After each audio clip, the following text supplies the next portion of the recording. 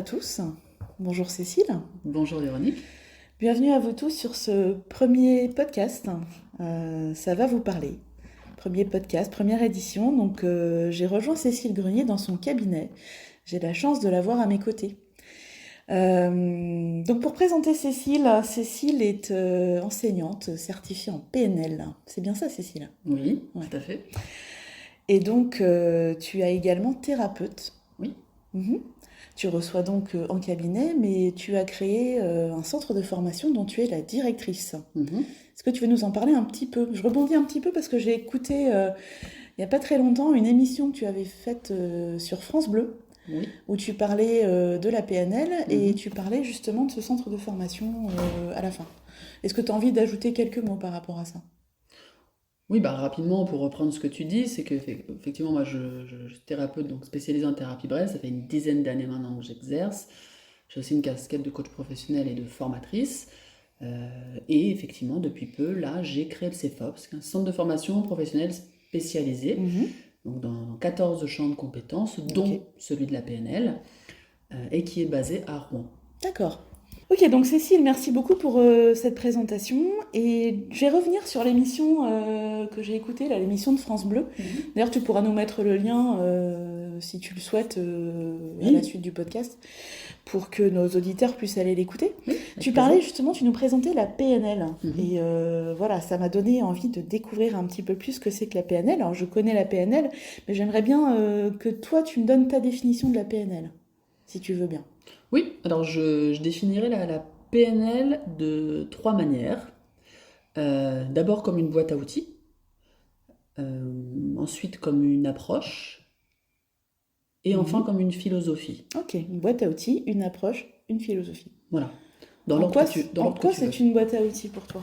Alors une boîte à outils d'abord, pour faire synthétique, hein, avec parce que des protocoles qui sont très puissants, des techniques de questionnement, d'accompagnement, de changement, Mhm. qui vont notamment permettre de faciliter l'atteinte des objectifs et la résolution des problèmes. D'accord. J'ai envie de dire quelle que soit la problématique en fait. Mhm. Une boîte à outils pardon, qui va être transposable aussi bien sur un versant thérapeutique, Oui. ce qui va nécessiter là, je l'ai déjà dit à l'émission, je vais le répéter, hein, ce qui nécessite évidemment de ne pas l'isoler d'autres connaissances plus larges, en lien notamment avec la pathologie, les psychopathologies, D'accord.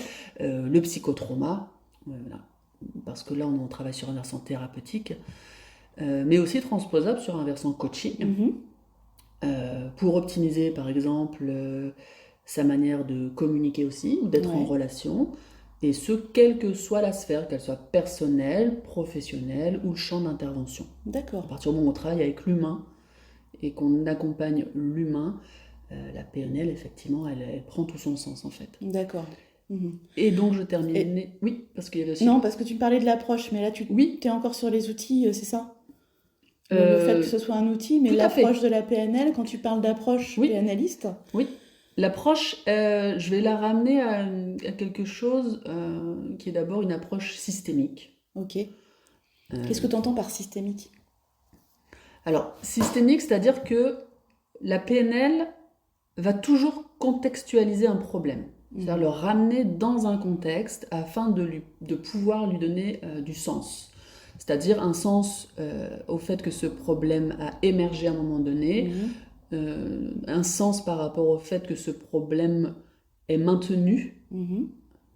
continue d'exister, et un sens au fait aussi sur le fait qu'une personne veut changer, mais pour autant ne change pas. D'accord. Ou en tout cas, que ces tentatives de solutions pour changer ne fonctionnent pas. Donc Ok. c'est vraiment, cette approche systémique va permettre d'abord, de prime abord, de contextualiser. D'accord. Elle ne fait pas que ça, mais c'est Mhm. déjà un point essentiel Mhm.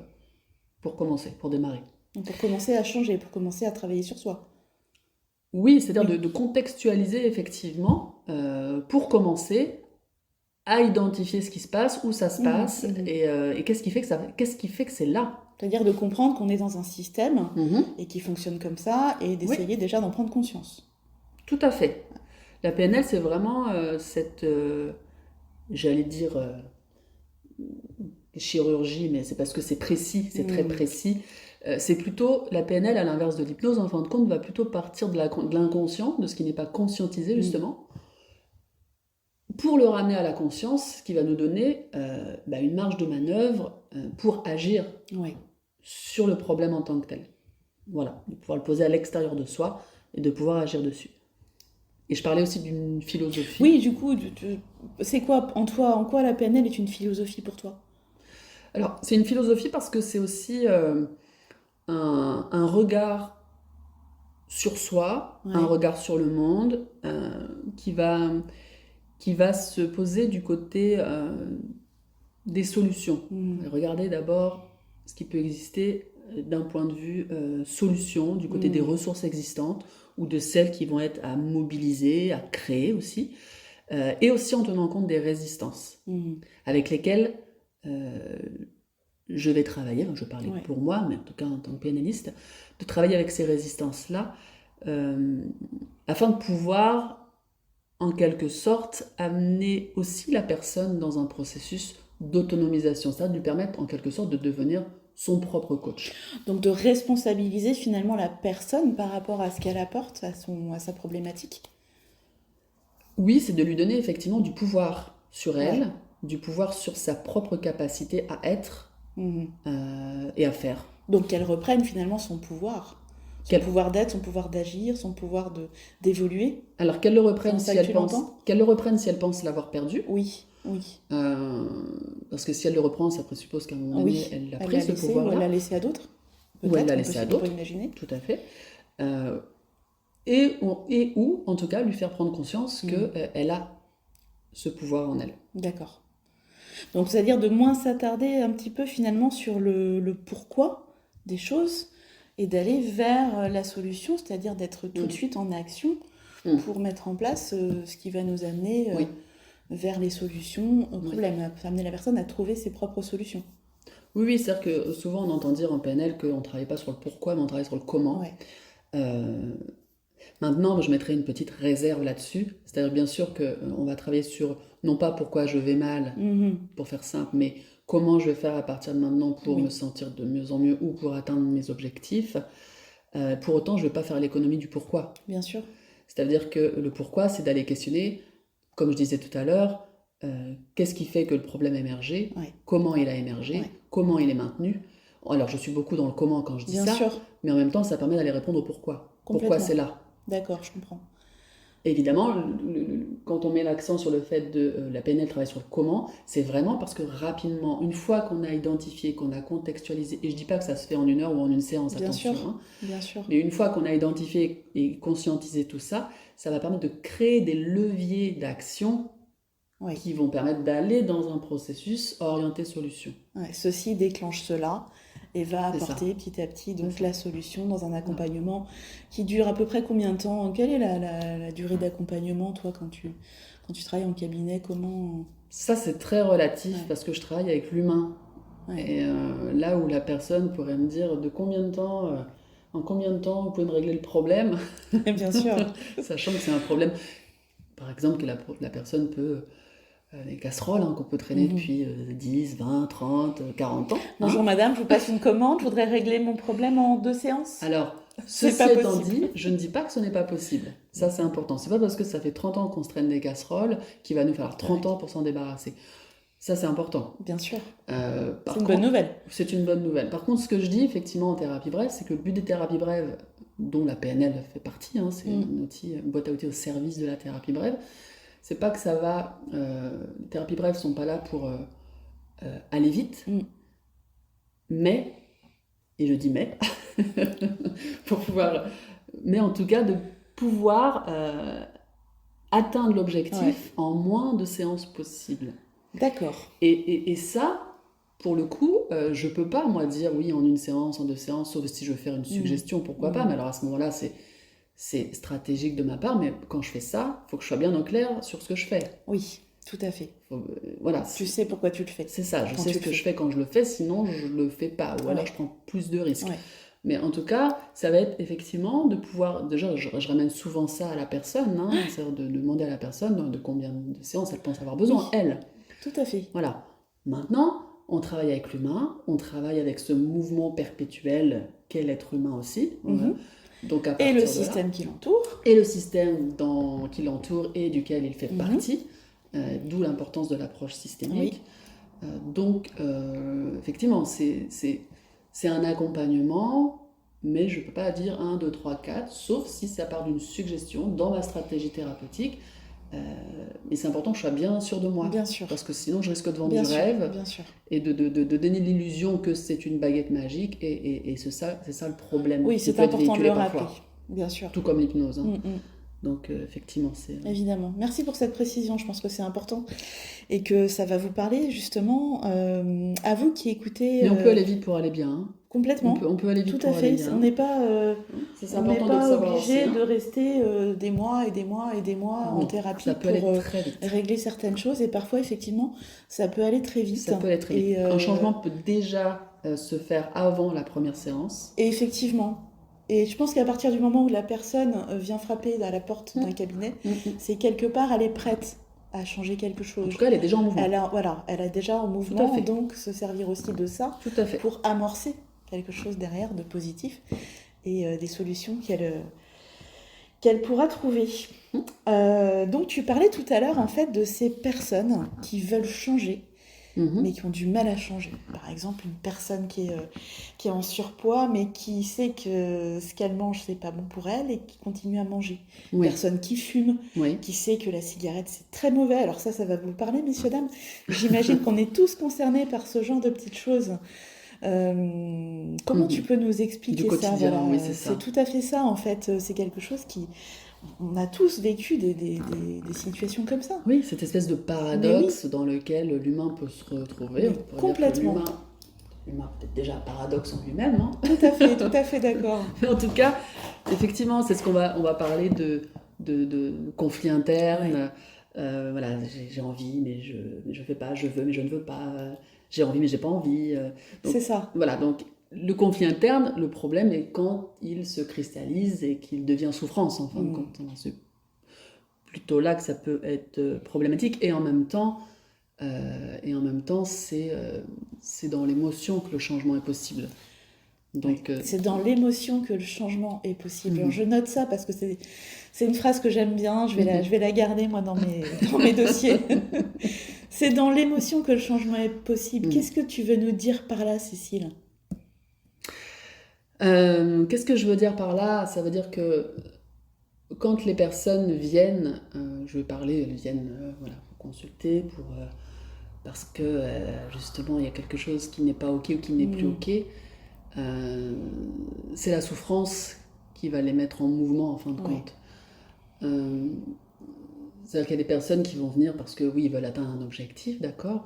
Il y a des personnes qui vont venir parce que elles savent ce qu'elles veulent, mais elles n'arrivent pas, elles ne savent pas comment aller à destination. Et puis il y a aussi ces personnes qui viennent parce que justement il y a des choses qu'elles ne veulent plus. Et la souffrance est un moteur de changement absolument extraordinaire aussi. Donc forcément, tout à fait. Et tant qu'on n'est pas dans l'émotion, on est dans le mental en fin de compte, hein, je pourrais le dire comme ça. Tant qu'on n'est pas dans le corps, on est dans la tête. Et les résistances, c'est là qu'elles sont. Tout à fait. Donc, ça me rappelle un peu ce présupposé en hypnose, c'est la confusion conduit à la réorganisation des perceptions. On est un petit peu là-dedans quelque part. Quand on atteint un état d'inconfort, de souffrance, d'émotion qui nous pose problème, là, ça va permettre d'amorcer cette envie de changer. C'est ça ce que tu veux dire ? Pour reprendre ton image là, sur la confusion, je pourrais dire que la confusion, en fin de compte, c'est d'arriver à une espèce de saturation cognitive, une saturation du mental, où je n'arrive plus à penser, où je n'arrive plus à réfléchir, où je n'arrive plus à analyser. Donc il y a quelque chose où je sais pas, je pourrais parler de nœuds au cerveau, hein, quand on commence à se faire tout un tas de nœuds qui empêchent la circulation, en fin de compte. Si j'ai des nœuds partout dans le corps, le sang va arriver à la circuler. Un peu à l'image d'une tempête de vagues submersion qui arrive et qui nous submerge.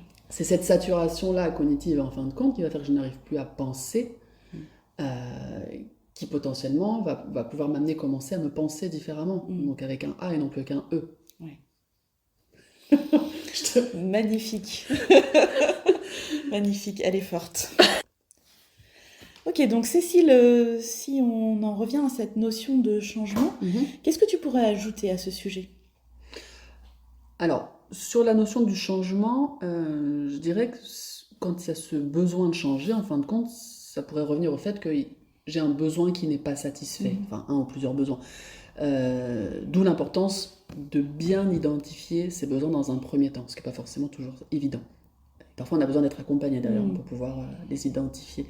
D'accord. Dans la notion de changement, et surtout de non-changement, en fin de compte, hein, puisque c'est ce dont je parlais tout à l'heure, c'est-à-dire qu'on veut changer, mais pour autant on ne change pas forcément, ou on ne change pas à la vitesse à laquelle on aimerait changer. On va retrouver en fin de compte les notions là-dedans, dans ce non-changement. En systémie, on appelle ça l'homéostasie, hein, c'est ce non-changement. L'homéostasie. Oui, C'est un joli mot, hein. Oui, c'est un joli mot, ouais. J'aime beaucoup ce complexe, mot. Hein. L'homéostasie. Les chances qu'une fois qu'on l'a compris, on l'aime encore plus. Ça a l'air... Je suis absolument convaincue. Tu as l'air dubitative. Pas du tout. Oui, c'est pour revenir au fait dans cette notion de changement, on va retrouver cette notion de non-changement. En tout cas, cette résistance au changement. C'est ça l'homéostasie. C'est la résistance au changement alors que je veux changer. C'est comme si, en fin de compte, dans cette situation en déséquilibre dans laquelle je me maintiens, c'est comme si, en fin de compte, ça me permettait de me maintenir en équilibre. C'est ça. Il y a une forme d'équilibre qui s'est créée. Oui, dans un déséquilibre. Par les habitudes, dans un déséquilibre qui est produit. Et du coup, c'est ça l'homéostasie finalement. C'est cette envie du système de revenir toujours à son état d'équilibre, même si à l'intérieur même de cet état d'équilibre, il y a un déséquilibre. Oui, c'est ça. C'est même un besoin. C'est ce besoin de se maintenir, en fin de compte, dans cet équilibre d'origine dans lequel les choses se sont construites. C'est une résistance qui est biologique au départ. Hein, tout à fait, qui fait partie du vivant, en fin de compte. Hein, et c'est pour ça que le changement n'est pas simple. Mais en même temps, il est possible. Il est possible, et évidemment, quand on s'autorise, hein, parce qu'évidemment, dans la notion de résistance, on va retrouver les peurs, on va retrouver les croyances limitantes liées à nos peurs, liées à nos blessures d'origine, liées à nos expériences de vie, puisque nos croyances naissent de nos expériences. Hein. Bien sûr. C'est aussi clairement un incontournable de la PNL. Et donc, il va être important aussi d'aller déconstruire tout ça pour pouvoir amorcer le changement qu'on veut et d'aller vérifier aussi l'écologie à cet endroit-là. L'écologie. D'accord, donc quand tu me parles d'écologie, tu me parles d'homéostasie et d'écologie. Mais je t'explique à chaque fois. Oui, alors l'écologie, est-ce que tu parles là d'écologie dans le sens environnemental ? Oui, alors en tout cas, la métaphore est là. Mais je vais juste répondre à ta question. Oui. Je reviendrai là-dessus tout à l'heure parce que tu m'as posé une question sur le non-changement. Par rapport aux résistances dont je parlais là, il va être question aussi des bénéfices secondaires à se maintenir dans quelque chose qui n'est pas OK, mais dans lequel je me maintiens quand même. Et de l'intention positive du comportement. C'est un terme qu'on emploie en PNL notamment, qui va se jouer à un niveau inconscient. Donc je vais prendre l'exemple concret. Donne-nous des petits exemples concrets qui vont parler à tout le monde. Tout à fait. Tout à l'heure, tu parlais de la cigarette. Pour faire simple, pour prendre un exemple commun que tout le monde plutôt connaît, que simple. Plus ou moins vécu selon les personnes. Voilà. Donc l'exemple d'une personne qui veut arrêter de fumer mais qui fume quand même. Donc l'intention positive de ce comportement-là, par exemple, pourrait être que la cigarette lui permet de se détendre. Okay, tout en sachant que c'est pas bon pour elle. Tout en sachant, elle en a parfaitement conscience. Tout en sachant que ça pue et que c'est pas bon pour elle. Et que ça pue. Parce que c'est souvent ce qu'on me rapporte. Mais en même temps, ça pue. Hein, mais c'est vrai. Je ne fume pas. Quand tu es à côté d'un fumeur, c'est vrai que. Je ne fume pas, mais je sais que ça pue. Je le sens. Mais les personnes qui fument le disent aussi elles-mêmes. Hein. Bien sûr. Donc, bien sûr qu'elles sont conscientes de tout ça. Mais il y a d'autres choses qu'elles n'ont pas conscientisées, notamment les bénéfices secondaires, l'intention positive du comportement, qui est par exemple, ça me détend. Oui. Ça, c'est l'intention positive, c'est-à-dire ce qui me pousse à me comporter de cette manière-là, c'est que d'ailleurs, ça va générer une détente, par exemple, dont les bénéfices secondaires vont être que du coup, à la maison, quand je rentre le soir, après le boulot, je vais pouvoir passer des moments plus tranquilles avec mon ou ma partenaire, avec les enfants, et des moments plus apaisés, plus sympas. Voilà. Pourtant, la personne, elle veut arrêter de fumer, comme tu dis, parce que elle sait que c'est pas bon pour elle, etc. Donc quand elle veut arrêter de fumer, c'est ce qui peut se passer à un niveau conscient en fin de compte, c'est ça elle sait. Et en même temps,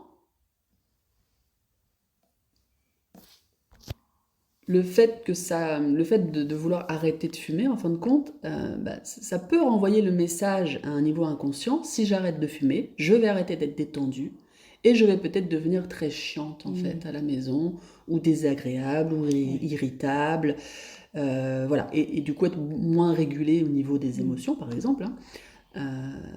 Et c'est ce qui fait qu'en fin de compte, je n'arrête pas, bien que je veuille arrêter. Tu veux dire que ça active des peurs? Ça active c'est toutes ces résistances-là qui font qu'on veut, mais qu'on ne fait pas. Ce sont nos résistances. Bien sûr. Donc là, il va être Bien important, du coup, et c'est ce qu'on fait en PNL, c'est-à-dire de pouvoir aller identifier, faire conscientiser l'intention positive du comportement et les bénéfices secondaires, parce que ça, on va le conserver. Oui.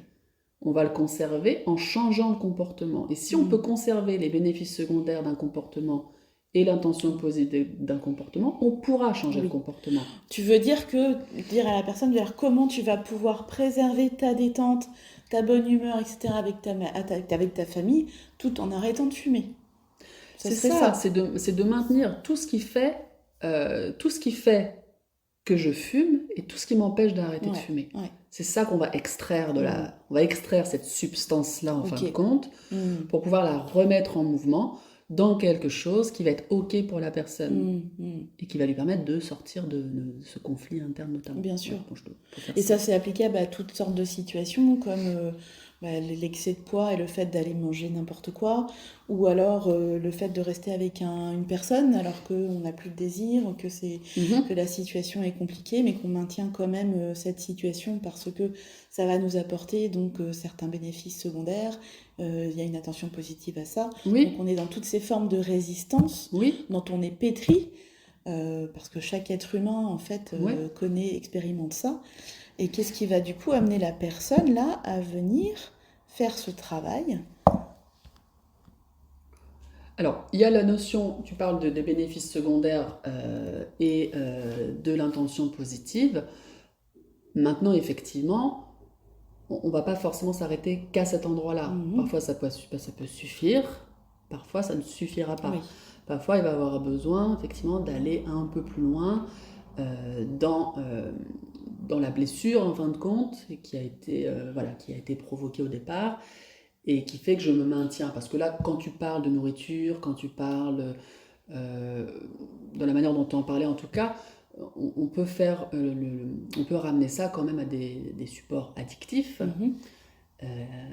Et voilà. Et l'addiction, c'est un processus aussi pour en sortir. Donc ce processus-là, évidemment, on va aller travailler à cet endroit-là, mais on va aller aussi un peu plus loin dans le processus, évidemment, puisque je ne vais pas trop digresser là-dessus, parce que c'est pas le propos, mais sur les problématiques, sur les blessures profondes, l'addiction, en plus, on va la ramener quand même majoritairement au premier lien d'attachement. Ouais, on pourra refaire une émission d'ailleurs pour parler des addictions. Tout à fait. C'est vrai que ça peut être intéressant. Du coup, là, tu parles de résistance au changement, et du coup, ce qui revient en fait à répéter les mêmes comportements. Tu nous disais tout à l'heure que c'est dans l'émotion que vient le changement. Et du coup, est-ce que tu as envie d'ajouter autre chose par rapport à tout ça? Oui, c'est dans l'émotion que va se produire le changement. Tout à l'heure, je parlais de la souffrance. C'est des personnes qui viennent, qui veulent à un moment donné changer. C'est souvent la souffrance qui va être le moteur principal, en fin de compte. Et c'est là que j'ai envie d'ajouter quelque chose, c'est que du coup, il n'y a pas d'émotion négative. Puisque si je pars du postulat que la souffrance qui va permettre le changement de quelque chose, d'une situation, de ce que je suis, de ce que j'ai envie d'être, de ce que je ne fais pas et que j'ai envie de faire, du coup, c'est pas négatif, puisque c'est transformateur. Donc, il n'y a pas d'émotion négative. De toute façon, la PNL ne parle pas de positif ou de négatif. Elle va parler de ce qui fonctionne, de ce qui ne fonctionne pas. Et je dirais même que elle va plutôt aller me questionner sur sur sur ce que j'obtiens en termes de résultats qui ne me convient pas. Oui, oui. Euh, Alors souvent les personnes disent j'ai envie de me débarrasser de ça, de ça, de ça. Elles veulent toujours se débarrasser de quelque chose en oui. fait. Oui, elles veulent se débarrasser de ce qui fait problème. Et oui, Je veux me débarrasser de mon émotion c'est négative ça. parce que les personnes peuvent l'amener comme telle.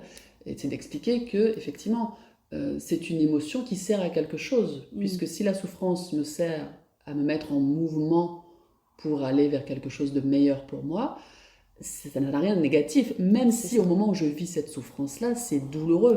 Tout à fait. C'est douloureux, mais en même temps, c'est ce qui va me permettre paradoxalement Mm. de me libérer de cette souffrance. Ouais. Donc c'est de pouvoir aussi effectivement, c'est à cet endroit-là que la PNL aussi agit forcément. Et par rapport à ce que tu dis, excuse-moi, c'était juste pour, Ouais, bien sûr, pour je terminer t'écoute. sur ce que tu disais, on veut se débarrasser donc, on va entendre des personnes qui vont se débarrasser d'une émotion D'une négative, émotion, d'un débarrassez-moi. comportement, de quelque Oui, chose. on va Ouais. déjà demander de débarrassez-moi de cette Ouais. colère-là qui pourrit Par tout le monde à exemple, la par maison. exemple. On va pas dire débarrassez-moi de ce partenaire-là, mais c'est un peu con parfois. Parfois, Hein. oui, on aimerait bien. Parfois, on aimerait bien nous débarrasser comme ça de ce qui nous embête en un claquement de doigts. C'est ça. Ça serait bien. Oui, mais du coup, c'est de voir le problème à l'extérieur. Bien sûr. Et alors, dans le sens où c'est l'extérieur qui pose problème. Tu veux dire l'environnement extérieur, ce qui Je veux me débarrasser de ce qu'il y a à l'extérieur de moi, en fin de compte, ou d'une émotion qui est là. Je veux me débarrasser de ça. Alors qu'en fin de compte, c'est de revenir vers soi C'est ça. qui va être essentiel là. Et de revenir vers cette émotion, C'est ça. dans un premier temps, que je considère comme étant une ennemie. Parce qu'elle me fait mal, parce qu'elle me dérange, parce qu'elle m'empêche. Mais du coup, c'est d'aller questionner ce que l'émotion fait là et à quoi elle me sert. Et c'est toute la question de l'écologie, mais j'y reviendrai juste après, parce que ta question là sur l'émotion, sur on veut se débarrasser de ce qui nous embête, de ce qui nous emmerde, de ce qui nous fait mal, plutôt que d'aller justement plonger à l'intérieur de ça. Il y avait un systémicien, un grand systémicien, qui disait, qui le dit toujours d'ailleurs, c'est en ouvrant la blessure qu'on peut aller la penser. Ouais. Oui. Même si on n'a pas envie, parce que ça fait mal, Bien sûr. la blessure. Mais en même temps, si je me contente d'enlever les petits cailloux que je vois en surface, ou la terre que je vois en surface, là, en frottant un petit peu, puis en mettant un pansement, il y a un risque d'infection et de surinfection. Donc il va falloir à un moment donné, oui, potentiellement ouvrir, mais je ne dis pas qu'on va y aller comme on va s'y prendre comme un bourrin. On y va doucement, avec douceur, avec amour, on y va doucement. Et au fur et à mesure, effectivement, on nettoie la plaie, on la nettoie complètement. Donc, c'est vrai que paradoxalement, pour transcender la souffrance, il faut plonger au cœur de la souffrance. Mais en même temps, quand la personne vient, elle est déjà dans cette souffrance-là. Bien Donc sûr. on pourrait déjà dire qu'elle est déjà dedans. Mais elle veut tout de suite en sortir. Oui, donc la patience. C'est ça, c'est un processus en fin de compte. Ça veut dire que c'est important de savoir que quand on veut anesthésier là des émotions, c'est ce à quoi d'ailleurs peuvent servir les supports addictifs, on n'empêche pas, ça ne fixe pas l'émotion, ça revient. Bien sûr. Une fois que l'anesthésie a fini de faire son effet, en chirurgie, la douleur elle revient. Donc je fais quoi? Je réanesthésie encore une fois? Ouais.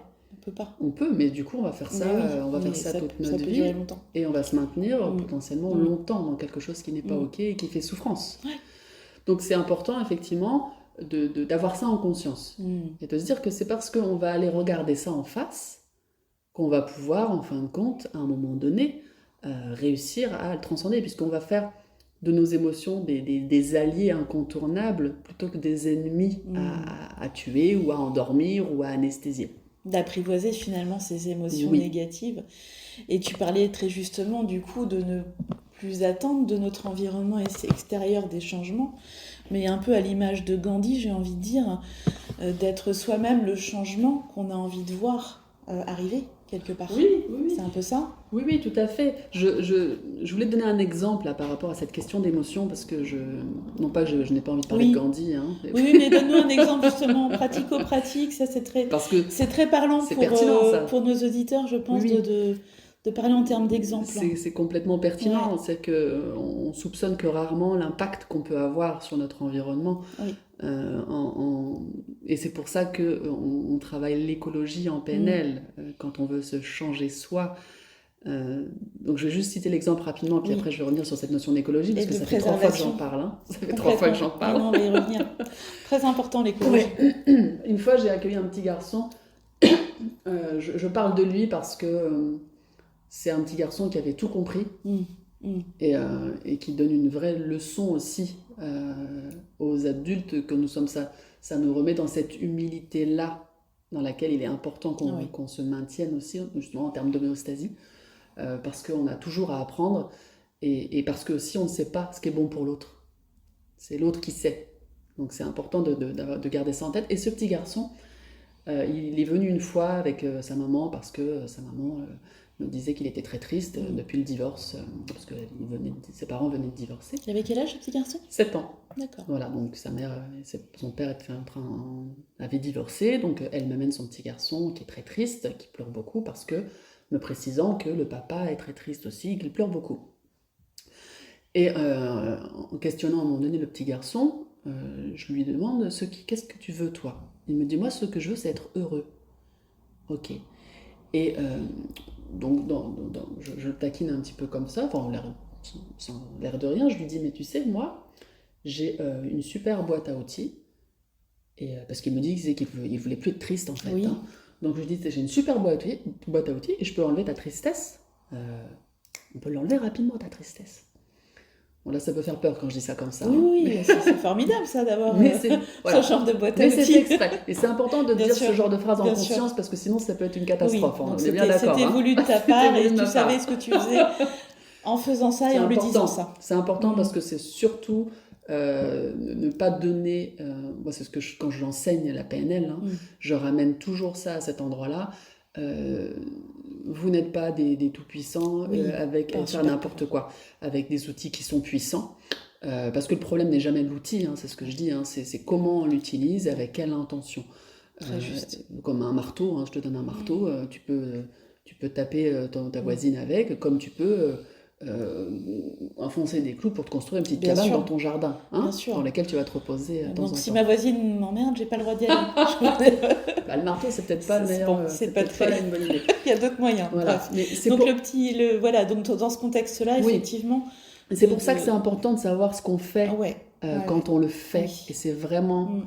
le cœur de la PNL, c'est d'être en conscience aussi de ce que je fais quand je le fais et pourquoi je le Donc fais. tu as une stratégie quelque part, Tout à tu fait. sais pourquoi tu vas là. Tout à fait. Bien sûr. Parce que si je dis ça en dehors de la stratégie et de la conscience à ce moment-là, On va se dire, ouais, elle est trop dangereuse. puissante. Puis ça peut être dangereux. Hein. Exactement, bien sûr, ça peut questionner. Voilà, donc ça c'est important. Donc à ce moment-là, c'est important pour moi ce petit recadrage-là. Ah, c'est important, ouais, tout à fait. Donc Tu fais bien de le dire. Ce petit garçon me dit... Pas de confusion possible. Ce petit garçon me dit, ah bah non, moi je veux pas que tu m'enlèves ma tristesse. Ah oui. Bah je dis, bah tu Ouais. veux pas que je t'enlève ta tristesse, bah tu me dis que t'es très triste. Bah oui, mais je veux pas que tu m'enlèves ma tristesse parce que le jour où j'ai besoin d'être triste, comment je fais si j'en ai plus? C'est incroyable, les réflexions. Voilà, bon il a tout Quelle dit. sagesse. Il a tout compris. Il a tout compris, ouais. Et donc à ce moment-là, je dis à ce petit garçon, ok, montre-moi comment est ta tristesse aujourd'hui. Donc il me montre avec ses mains, il écarte les bras. Ouais. Et il me dit, il y a tout ça. Je fais, ok. Et je lui dis, montre-moi ce que tu veux garder pour le jour où tu en auras besoin. Et donc là, il réduit un petit peu le champ, voilà, et il me dit, je veux garder ça. Ok. Ouais. Donc c'est ça, en fin de compte. Et c'est ça l'écologie. Et il avait une vision très très claire déjà de tout ça. Très très claire. Ouais. Et il a fait le travail quasiment tout seul, le petit bonhomme. Mais c'est pour ça qu'on est là pour accompagner. Ouais. Mais les solutions, ce sont les autres, la personne les a en elle. Tout Et à c'est fait. pour ça, c'est lui faire prendre conscience qu'elle a ça en elle, qu'elle a ce pouvoir-là en elle. Et nous, on est juste là pour accompagner, pour mettre en lumière, en fait. Et la PNL permet cette mise en lumière de manière extraordinaire. Merci pour cet exemple, c'est très parlant. Merci à toi. Non, mais vraiment. Mais effectivement, et ce petit garçon-là, bah, il a mis la chose au bon endroit. Et là, je rebondis du coup sur cette notion d'écologie, tu vois. C'est-à-dire que... Tu parles d'écologie. Quand on entend écologie, on est dans la préservation d'un système. Est-ce qu'on peut faire le parallèle avec un écosystème, par exemple? Bien sûr, complètement. Qu'est-ce qui te permettrait de faire ce parallèle? Complètement. Et ben, par rapport à ça, c'est que tu parles de la métaphore de l'environnement, c'est-à-dire que l'écologie va, dans la définition voilà, Enfin, par exemple, classique du terme, c'est préserver l'environnement. Exactement, tu peux avoir un écosystème, par exemple, il y a une mare Ouais, qui a ses habitants, qui a ouais, sa végétation ouais, et qui fonctionne comme ça oui, en équilibre, oui, voilà, depuis un moment. tout à fait. Et qu'est-ce qui va se passer si, par exemple, la petite grenouille de la mare Ouais, qui est là depuis longtemps, qui s'est complètement intégrée à oui, son système, si cette petite grenouille, ben, on l'enlève, oui, voilà, elle n'est plus là. Qu'est-ce tout à qui va se fait. passer? Ben, c'est-à-dire qu'il va y avoir une perturbation à un moment donné dans le système. Parce qu'on va on va retirer un élément du système qui Mm. maintenait l'équilibre du système en fin de Oui. compte. Mm, mm. Et c'est là qu'on peut parler de la notion d'influence, hein, Ouais. qui est à différencier de la Du coup, manipulation. voilà, Voilà. quelle différence tu vas faire entre l'influence et la manipulation et qu'est-ce que la manipulation et l'influence viennent faire dans tout ça? L'écologie, c'est qu'en fin de compte, il va être important de prendre conscience, parce que juste pour définir le terme, hein, que tous nos choix, nos décisions, en termes de changement aussi, Mm. vont avoir un impact pour nous-mêmes, mais aussi pour notre environnement. Oui. Et c'est pour ça qu'il est important, la PNL permet du coup de faire conscientiser tout ça, Mhm. une espèce de reconstitution de totale du puzzle qui va me permettre de dire, ok, si je mets ça en mouvement, il peut se passer ça, ou il peut ne pas se passer ça, Ok. pour moi, pour l'autre, etc. Si je te prends l'exemple, et je vais revenir à la grenouille, hein, parce qu'elle me plaît bien, cette grenouille. Si Je sais pas de quelle couleur elle est, mais on lui trouvera. Oui. Je la verrai bien rose. Je ne sais pas pourquoi. Euh, la question tout à l'heure, tu parlais aussi de partenaires. Donc, par exemple, si une personne n'est plus bien avec son partenaire, Mhm. c'est plus OK avec Mhm. ce partenaire-là, elle peut avoir envie ou besoin, et envie et besoin, hein, parce que deux choses différentes, Oui. mais en même temps qui sont à mettre Ouais. assez en corrélation, de partir, de quitter. Ça, on peut dire là, à ce moment-là, ça va être écologique pour cette personne-là, c'est-à-dire que c'est quelque chose qui va permettre de nourrir ses besoins, qui va être essentiel pour elle, Mhm. pour son bien-être, pour son mieux-être, donc pour l'écologie en fin Ouais. de compte. Donc ça va être écologique pour cette personne-là. Par contre, le fait qu'elle quitte son partenaire, ça peut aussi être écologique pour le partenaire, Mm. dans le sens, enfin le ou la, hein, je ne suis pas là pour faire Oui, oui, tout à fait. pour genrer quoi Là que n'est ce pas le soit. sujet. Non, là n'est pas le sujet. Mais ça veut dire que le partenaire à ce moment-là, ça peut être écologique pour lui aussi, dans le sens où, ben, effectivement, ça ne me nourrit plus non plus, et qu'il a conscience que ben, c'est peut-être bien que ça s'arrête comme ça, et que ça se poursuive ailleurs. Donc tout le monde est d'accord. Mm. Donc ça veut dire que la décision de la partenaire, et qui est écologique pour elle, Mm. c'est une décision qui est aussi écologique pour l'autre. D'accord, Donc là, on pourrait se dire, tout va bien dans le meilleur des mondes. d'accord. On pourrait Ça, dire, c'est l'idéal. on pourrait dire ça Quand comme ça se ça. passe bien. On pourrait dire ça comme ça. Par contre, autre exemple, ça va être écologique pour la personne pour les raisons que je viens d'évoquer. Mhm. Par contre, ça peut ne pas être écologique pour le partenaire. Dans le sens où lui, bah, il voulait peut-être pas que ça s'arrête, il voulait que ça continue.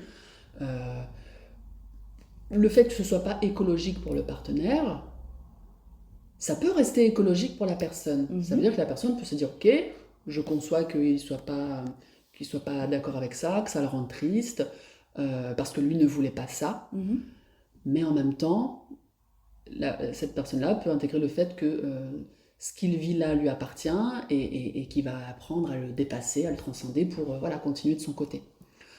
Donc ça reste écologique pour la personne. Par contre, au troisième cas de figure, que ce soit pas écologique pour le partenaire, Mm. que le partenaire par exemple parte en dépression, Oui. ou Ouais. menace de se suicider, je sais pas, je vais loin Oui, exprès oui. pour vraiment Mm. illustrer. Là, ça peut ne plus être écologique pour la partenaire qui va culpabiliser, Bien sûr. qui ne veut pas se sentir coupable ou responsable de ce qui pourrait se passer chez l'autre, et qui donc va rester Ouais. dans un système qui ne lui convient plus. Et donc elle revient parce que ce n'est plus écologique pour l'autre, et du coup ça n'est plus écologique pour Mhm. elle, Mhm. et donc elle va se maintenir dans un système où ça va redevenir écologique pour l'autre, Ouais. mais plus Mais du tout pour elle. Plus pour elle. Donc à partir de là, bah, elle bricolera comme elle pourra, Ouais. avec par rapport à ce qu'elle décide pour elle, Mm. dans un contexte dans lequel elle se maintient. Et c'est comme ça que beaucoup d'entre nous bricolent au quotidien comme Ouais. on peut, et on fait ce qu'on peut, et on fait de notre mieux. C'est ça. Ça, c'est important C'est aussi bien hein. de se rassurer en sachant que quoi qu'on fasse, on le fait en faisant de notre mieux. Tout à fait. Voilà. Ce qui rejoint Avec un les des... moyens qu'on a, avec Ouais, les outils qu'on a aussi, notre c'est éducation, ça, tout ce qu'on porte, c'est ça. et qu'on fait finalement au mieux, On fait notre mieux. jusqu'à un moment où il y a un point de souffrance qui n'est Qui plus tolérable et qui nous amène Tout à à fait. reconsidérer les choses. Tout à fait, qui peut amener effectivement à, à prendre conscience à un moment donné, par exemple, et à être OK avec le fait que ce qui se passe pour l'autre ne m'appartient pas, même si ça me touche. Parce que je suis un être humain empathique, parce que parce que j'ai une sensibilité, et parce que voilà, je peux avoir toujours de l'amour, de l'attachement, du respect, de l'empathie. Donc ça peut me toucher. Par contre, je peux aussi intégrer le fait que c'est son chemin, et que son chemin n'est pas mon chemin, et que mon chemin n'est pas son chemin. Voilà, mais il n'est pas que c'est choses simples. Non. Maintenant, voilà, l'idée est à cet endroit-là par rapport à ce que tu dis là en fin Ouais, de compte. tout à fait.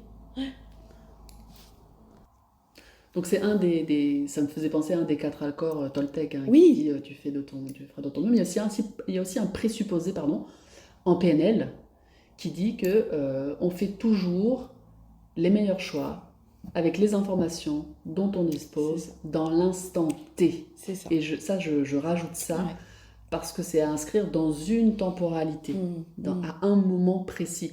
Ce qui était valable il y a 20 ans ne l'est plus aujourd'hui. Ce qui est valable aujourd'hui ne le sera peut-être plus demain. Tout à fait.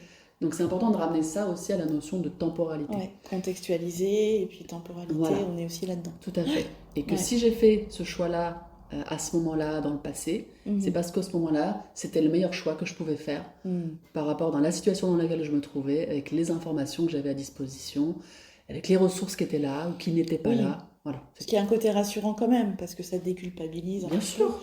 les personnes. Donc il faut effectivement replacer ça dans un contexte. Tout à fait. Tout à fait. Okay. Et donc c'est ça l'écologie, tu vois. Ouais. Et pour revenir à cette grenouille, parce qu'on va pas la laisser toute seule quand même. Rose. Petite grenouille rose. La grenouille, par rapport à cette notion d'influence dans le système, se changer soi, évidemment, ça a un impact sur l'environnement. Ouais. Et c'est de l'écologie dont je viens de parler. C'est-à-dire que si la grenouille a envie de changer, devient jaune ou bleu, ça aura forcément un impact dans son environnement. Oui, c'est ça. Et c'est ce que dit la systémie. C'est important. Tout à fait. Pardon, excuse-moi. D'en avoir conscience est important aussi. Oui, c'est parce que ça revient à un petit peu la définition d'un système. Oui, c'est ça, la systémie, comme tu en parlais. Voilà, c'est un ensemble d'éléments en interaction. Donc, sachant que tu es un élément en tant qu'être humain, tu es un élément, tu es un système à part entière. Je suis aussi un autre élément. Donc, c'est un ensemble d'éléments en interaction qui fait que le fait de modifier un élément du système va entraîner la modification des autres éléments du système. Et c'est là qu'entre la notion d'influence, et c'est là qu'on ne peut pas ne pas influencer, parce qu'il y a un présupposé qui dit on ne peut pas ne pas communiquer. Oui, on ne peut pas ne pas influencer. D'ailleurs, qui vient de la systémie, effectivement. Qui vient de Václavic, qui dit qu'on ne peut pas ne pas communiquer. Ça, en PNL, du coup, ça revient... La PNL a récupéré aussi ce présupposé-là. Je me souviens. Et donc, on pourrait dire, par extension, comme on ne peut pas ne pas communiquer, on ne peut pas ne pas influencer. Et c'est toute la différence entre l'influence, ce que fait la grenouille en devenant jaune alors qu'elle était rose. Tout à fait. Il va y avoir une influence sur le système, donc ça va. Ce qu'elle modifie chez elle, ça va modifier quelque chose, mais ça ne veut pas dire que c'est bien ou mal. Hein. Tout à fait. Il n'y a pas de jugement de valeur. Pas du tout. Ça veut dire que le système va à un moment donné connaître une phase de déséquilibre. Il va avoir cette tendance, on en parlait tout à l'heure, homéostasique, à vouloir revenir à l'équilibre d'avant. Donc en gros, tout le monde va dire à la grenouille, ça serait bien que tu arrêtes de nous emmerder, de revenir jaune. Donc on va mettre pression sur la grenouille parce que la grenouille a changé, mais c'est une image qui est extrêmement parlante. C'est ça. Voilà. Exactement. Non, mais vraiment. Donc ils vont acheter de la peinture, ils vont dire tu te démerdes. Oui, mais pourquoi voilà, qu'est-ce qui t'a appris de vouloir devenir jaune? T'étais très bien rose. Oui, exactement. Par exemple. Donc ça va perturber le système, ce qui est normal. Donc le système va avoir cette tendance à vouloir revenir comme il était au départ. Puis il va s'habituer. Et ça, c'est pas conscient, évidemment. Bien sûr. Pas quelque bien chose sûr. qui se fait conscient, Bien sûr. pas conscient. Et la grenouille là, soit elle redevient jaune progressivement sans s'en rendre compte. Oui. Ok, c'est aussi une possibilité. Oui, parce qu'elle continue de vouloir être rose sans se rendre compte qu'elle redevient jaune. Hein. Ça, c'est intéressant aussi. Non, enfin, elle était rose. Pardon. Elle devient jaune, mais voilà. Mais c'est la confusion. Oui, non, mais ça, c'est la confusion. Mais c'est très bien. Vous voyez bien la petite grenouille rose qui devient jaune, qui Voilà. va avoir tendance, qui peut aussi se dire, bon, je Oui. vais petit à petit redevenir rose, Oui. ce que tu vas nous expliquer, Oui. soumise à la pression du système qui veut revenir à son état Oui. initial, donc l'homéostasie. Oui. Ça revient à Et dire. elle a... Oui. Non, elle a aussi donc cette possibilité de rester jaune. Oui. Et du coup, là, qu'est-ce qui va se passer? Oui. Mais la petite grenouille, elle peut aussi. Donc elle est rose au départ. Hein. Donc, Je vais rester concentrée sur ta chemise qui est rose aussi. Pour garder le fil. Hein. Donc elle est rose au départ, mais dans cette résistance-là du système qui va vouloir revenir à son équilibre de départ, il va vouloir tendance à faire en sorte que cette grenouille redevienne rose, alors qu'elle était devenue jaune.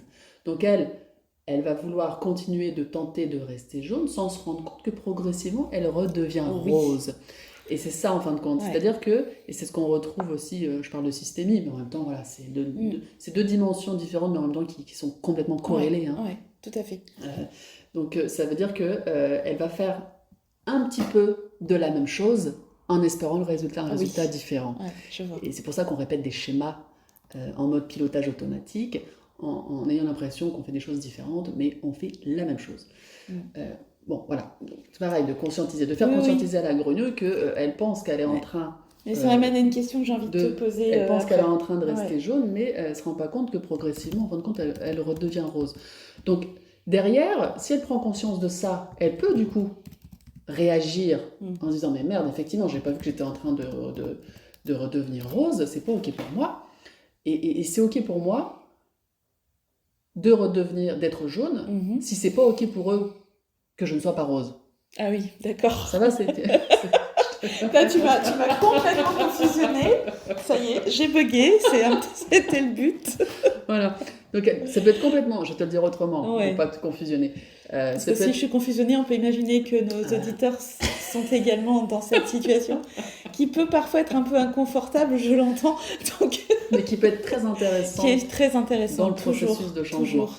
Mais effectivement, c'est pour te dire que la grenouille, ça peut être OK pour elle d'être jaune, même si c'est pas OK pour les autres qu'elle soit jaune, tu vois, et qu'elle reprenne conscience de ça et qu'elle conscientise le fait que c'est écologique pour elle, que ce soit pas écologique pour les autres. Donc ça veut dire que là, du coup, le système, qu'est-ce qui va se passer? Comme il n'est pas revenu à son équilibre de départ, c'est un nouvel équilibre qui va se créer, qui va se co-créer.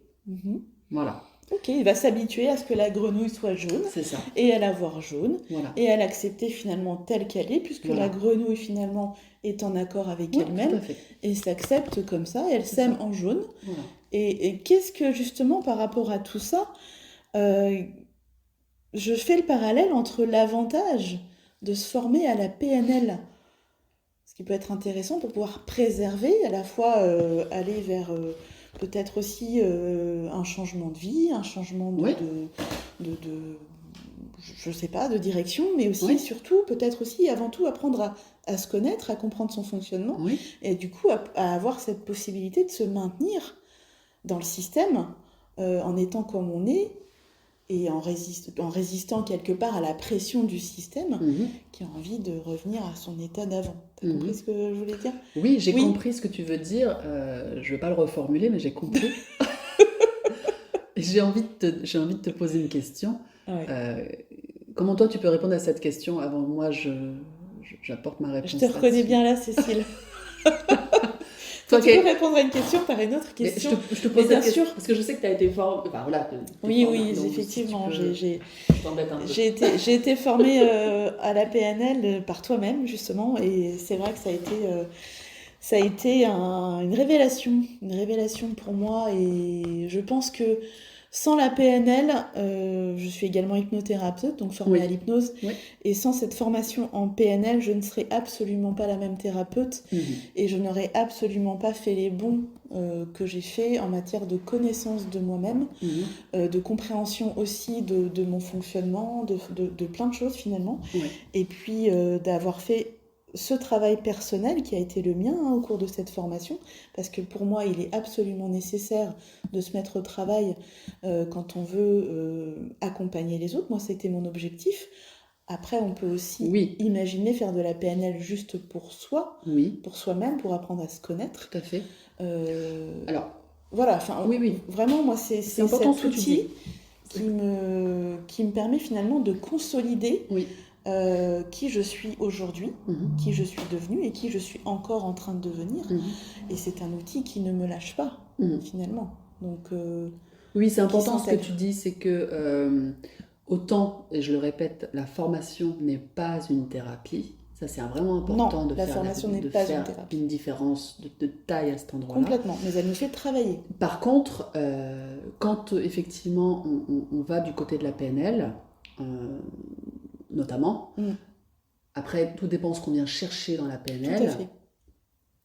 Par contre, effectivement, toi là tu parles d'accompagner les autres. Si je viens chercher la PNL pour pouvoir accompagner les autres, et ce quel que soit le secteur, tu parles de thérapie, mais ça peut être dans n'importe quel champ Mm, d'intervention, à bien partir du sûr. moment où on travaille avec l'humain, on ne fait pas l'économie de passer par soi, évidemment.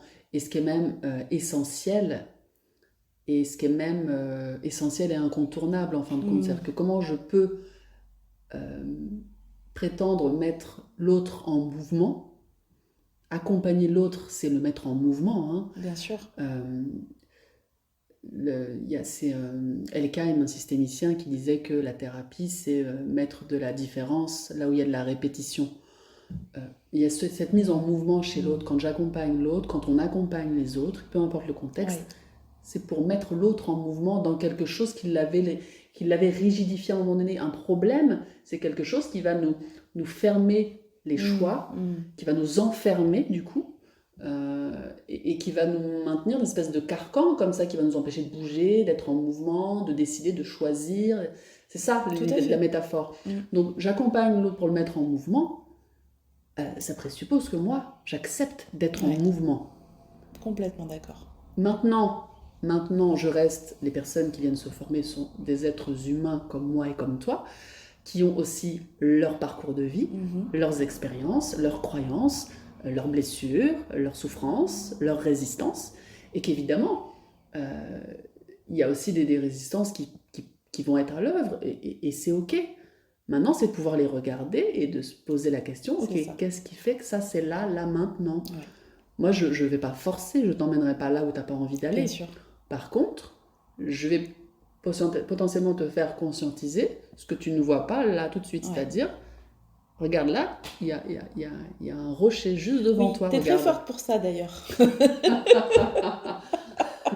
Pour te montrer les rochers. Pour nous amener du coup non, à conscientiser certaines choses et tout en douceur, tout en souplesse. Moi, je Mhm, t'ai vue à l'œuvre en tant que formatrice mhm. et c'est vrai voilà, il y a cette douceur et c'est vrai il y a quand même un...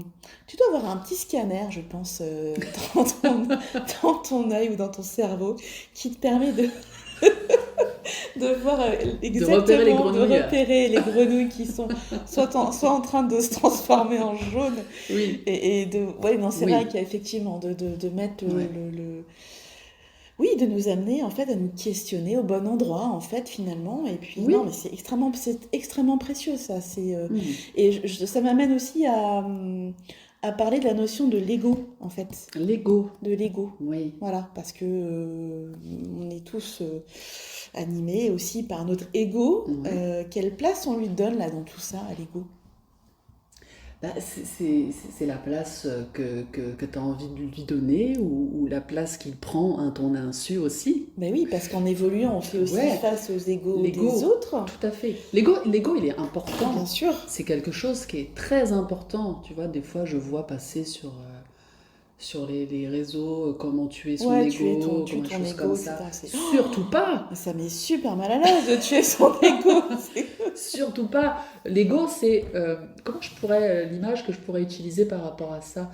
Quand je me construis dans mes premières expériences de vie, Mm, dans la manière dont j'interprète, évidemment, parce que tout passe par notre prisme, donc forcément nos représentations, mm, nos interprétations, nos perceptions d'abord, hein. ouais, Donc perception, représentation, bien interprétation, sûr. etc.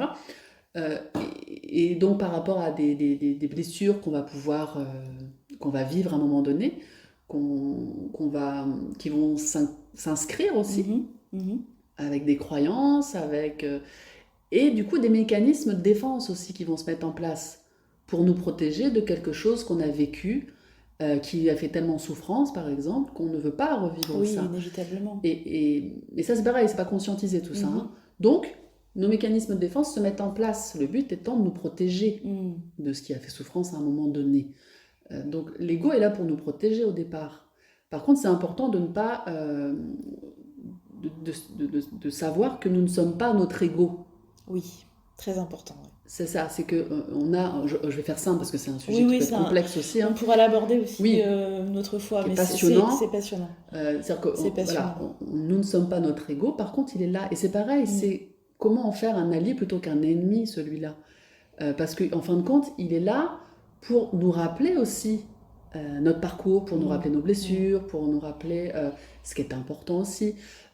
Et donc à un moment donné, c'est de pouvoir l'utiliser à bon escient. Ouais. Parce que si c'est lui qui prend le contrôle, c'est-à-dire si en fin de compte il vient fusionner avec ce que je suis dans mon essence et qu'il prend le contrôle, c'est là que je risque d'être dans ce que je vais appeler l'égotique. Tout à fait. Et que le curseur il n'est pas au bon endroit. Ouais. C'est comme l'émotion tout à l'heure, c'est une question de curseur. L'émotion, si je suis tout le temps dans la colère et que je suis envahie par mes émotions, c'est elle qui me pilote. Ça va être compliqué dans mes relations, ça va être compliqué dans ma manière de communiquer, ça va être compliqué à plein d'endroits et donc souffrant aussi. Bien sûr. Mais le but, c'est pas de retirer la colère, parce que cette colère-là, mais qu'est-ce qu'elle est utile? Oui, c'est ce que tu disais tout à l'heure, que les émotions négatives sont utiles, il y a une utilité. Et c'est pour ça qu'il n'y a pas de négatif. Il n'y a pas de négatif, exactement. C'est le niveau d'intensité qui va faire à quel moment, à quel niveau d'intensité ça va commencer à m'empêcher ou à me limiter ou à faire souffrance. Voilà, on revient à l'exemple du petit garçon tout à l'heure, ou du petit enfant, ou je sais pas si c'est un garçon ou une fille. Exactement. Voilà, effectivement. Donc c'est l'ego, à cet endroit-là, c'est la même chose. Ça va être, si le curseur, il n'est pas au bon endroit et qu'en gros, c'est lui qui me pilote, oui, ça peut dans mon fonctionnement donner des schémas de fonctionnement qui vont être problématiques, voire anxiogènes, voire toxiques. Oui, voire toxiques. On peut déplacer le curseur, et si je vais encore plus loin dans le curseur, voire destructeur. Complètement d'accord, complètement. On en arrive là, finalement. Bien sûr. À des comportements destructeurs, à des profils. Après, là, on change de champ, mais effectivement, oui, on va très important. On va pas aller jusque dans la pathologie, mais voilà, c'est parce que le curseur, pour le coup, il a explosé. Ouais. Par contre, si je reste avec l'ego et que, effectivement, comme tout à l'heure, je disais, c'est se regarder soi, ce qui n'est pas forcément toujours simple, mais se regarder soi, aller à l'intérieur de soi, voir ce qui s'y passe, voir ce qui s'anime, ce qui s'active, ce qui fait tempête, ce qui fait ouragan, ce qui fait long fleuve tranquille, enfin voilà, de pouvoir être aussi connecté à tout ça, c'est aussi de pouvoir regarder son ego, et puis, peut-être pourquoi pas pouvoir avoir une discussion avec lui. Tout à fait. Tout à fait, moi ça m'arrive très souvent. Je parle à mon ego tous les matins, je le questionne encore le soir. Oui. Mais du coup d'avoir cet outil PNL, ne serait-ce que de faire un technicien PNL sans aller forcément vers le praticien ou le maître praticien, va déjà nous donner des éléments pour... déjà apprendre à nous connaître, à quel curseur on va évaluer notre ego, et puis travailler à plein d'endroits différents. Ne serait-ce qu'un c'est pareil, ça dépend de formation de technicien, oui, ça dépend de ce que tu viens rechercher. Tout dépend de ce que tu viens rechercher. Si tu veux ça peut être un déclencheur pour aussi pour un autre parcours. Bien sûr. Si tu veux si tu veux te former en PNL parce que tu as un projet derrière qui va être d'accompagner en cabinet, d'accompagner en coaching, d'accompagner en thérapie brève, etc. On ne va pas se contenter d'un technicien expert PNL niveau 1, on est bien d'accord. Tout à fait d'accord. Par contre, ce sera un incontournable en termes de base de PNL de passer par le niveau 1, on est bien d'accord. Mais en fonction de ton projet professionnel, et c'est pour ça qu'on en discute, en fonction de ton projet professionnel, c'est de voir ce qui va être le plus pertinent en termes de fondation, d'assises, pour pouvoir asseoir justement ta posture, ta technique, et de voir ensuite, par rapport à ton projet professionnel, ce qui va être plus pertinent d'aller déployer aussi des formations qui vont être les plus pertinentes par rapport à l'objectif qu'elle tient. Bien sûr. Maintenant, tu peux effectivement ne faire juste un tech PNL niveau 1. Si tu veux, par exemple, travailler juste sur ton développement personnel, bon, ça c'est pareil, c'est un terme aujourd'hui qui peut être soumis à controverse. Oui, c'est comme la On l'entend bienveillance, partout, voilà, c'est comme la bienveillance, c'est des termes exactement. qu'on entend Ouais. beaucoup, voilà, qui sont rentrés un petit peu comme ça dans le... Et qui du coup peuvent être Mm, sujets un petit peu à controverse ou à polémique. mm. Donc je ne veux pas rentrer là-dedans, mais c'est pour dire Oui, mais que c'est pour saisir l'image voilà, un c'est petit pour peu, saisir voilà. l'image simplement. Mm, Donc pour aller se connecter un petit peu à soi mm, et pour, voilà, pour communiquer un petit peu mieux avec soi-même mm, et avec l'autre par mm. extension évidemment, de pouvoir optimiser sa manière de communiquer, Ouais, d'entrer en relation, de pouvoir créer un contexte de confiance et de sécurité qui va faciliter aussi la mise au travail, la bien mise en sûr. mouvement, pour changer un peu de terme, Ouais. euh, pour aussi commencer à aborder une technique de questionnement pour accompagner vers l'atteinte d'un objectif. Ça peut être transposable à n'importe quel champ professionnel, voire même à une sphère purement Tout à personnelle, fait. Mm, pour mieux communiquer avec ses tout à proches, fait. avec ses collègues, etc. Donc ça Je dirais dépend. même mieux communiquer avec soi-même, Bien sûr, quelque part. Parce que finalement, de prime moi, si je abord. pouvais, je le conseillerais à tout le monde. Oui, De faire un technicien PNL oui. pour c'est vraiment une clé, une formation qui pour moi c'est un must en fait. Ça peut être très très révélateur et Oui. ça apporte énormément, Mm, mm, énormément. Qu'on mm. veuille après faire de l'accompagnement ou pas, Tout à fait. mais dans la sphère Peu personnelle, importe ce qu'on en... par rapport à Voilà. soi-même, je dis que c'est vraiment une formation qui est, à mon sens, essentielle. Oui. Si on Ouais. pouvait donner des cours de PNL à Mais l'école, exactement, j'allais te le dire, mais c'est c'est effectivement ça. c'est des cours de cerveau, Si des on cours de pouvait donner, fonctionnement, bien sûr, des cours de, d'émotion. complètement. C'est Alors ça. après, si tu amènes programmation neurolinguistique, ça va Oui. faire hurler ah, mais qu'est-ce que c'est, etc. Mais C'est un effectivement, mot qui peut faire peur. amener des 3 outils de la mots. PNL à l'école, ce serait mais Oui, l'idéal. oui, Mm. tout à fait. Et D'ailleurs, tu réponds à des besoins des enseignants aussi, hein, oui, tout à en fait, matière tout de à fait. formation. Ce sont la PNL, de toute façon, c'est Ouais, transposable à tous les champs. complètement, Donc complètement. effectivement, au Ouais, CEFOPS, le CEFOPS répond à ta CEFOPS, voilà, ça peut s'adresser aussi bien à des enseignants qu'à des médecins dans le corps médical. Voilà, tout à fait. c'est des choses qui sont complètement Mm, adaptables et transposables dans la mm, relation mm, patient, mm.